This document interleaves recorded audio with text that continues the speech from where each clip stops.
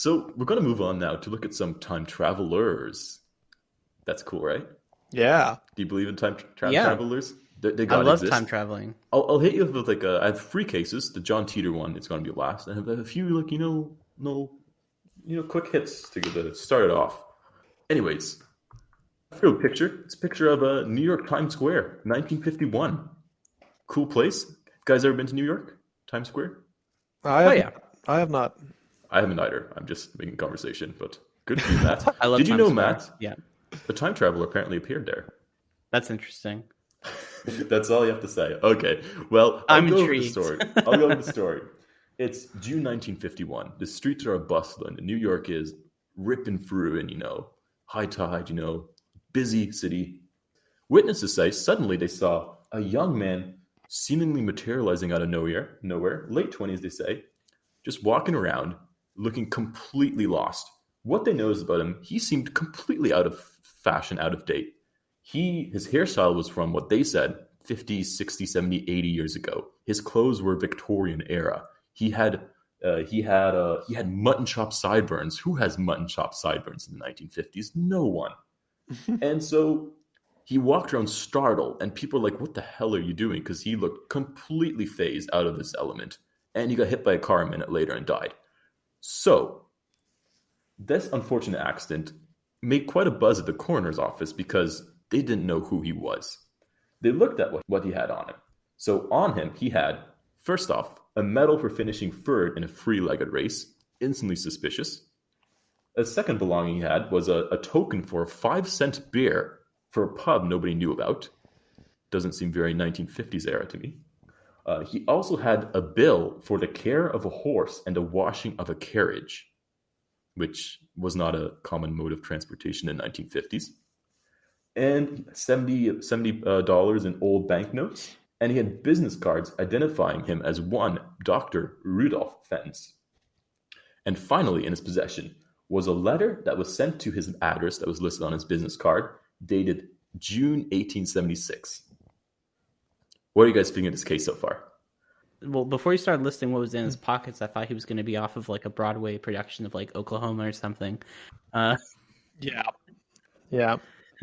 But it's also interesting because they noted like nothing that he was wearing seemed like it was aged in such a sense. It was literally just, it's like if they took it from that era and placed in that time. So what happened is that New York missing people's, there's a detective got in the case, and he was like, we need to find out what happened here. So he finally finds the name Rudolph Fentz Jr. in a telephone book. No, nothing else matched this guy. He had no fingerprints, nothing on file. So in a 20-year-old telephone book, he finds the name Rudolph Fentz Jr. He goes to visit the guy. Turns out the guy's dead. Died 5 years ago. Goes to visit his widow, living in Florida, as all widows do nowadays. And They do. yes. Anyways, she's like, "Oh yeah, my dear Rudolph Fentz Jr. He died. What about his father? Oh, his father mysteriously disappeared one day in 1876, age 29 years old. Nobody's seen him from that day. Allegedly, I couldn't verify this too much, but some other accounts had him drinking with his buddies, stepping on the street, and just disappearing randomly. I mean, that happened to me once too when I was drinking. And you ended up 80 years in the future? Well, I did end up in the future, like 8 hours. Sure. Yeah. Anyways, the final smoking gun was that his description of the guy who got hit by the car matched exactly the missing persons report for Rudolph Fentz from the 1876 era. So, do we think this man was a time traveler?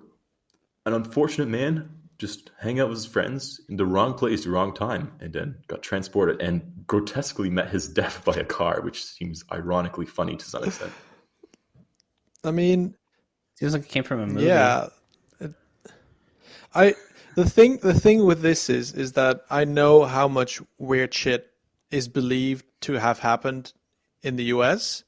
Like, people believe that the rapture is happening every 5 years or so. So just the fact that it's happened in America makes it so much less plausible for me. If this was Amsterdam, then yes, I'd be on board. But I think for me, the way you laid out all the time theory stuff doesn't make this plausible for me because like one thing involves us smashing subatomic particles together, which I do not think they were doing in the 1870s, and the other one involves the power of a neutron star, which would most likely alter like the atmosphere or the skyline around us at the very least. So that's kind of why I'm like not necessarily plausible. Also, some people are just really sick, and if it's really easy to find this missing persons report from the 1870s, someone could have just been like, I'm going to pretend to impersonate this guy, wind up in the middle of New York.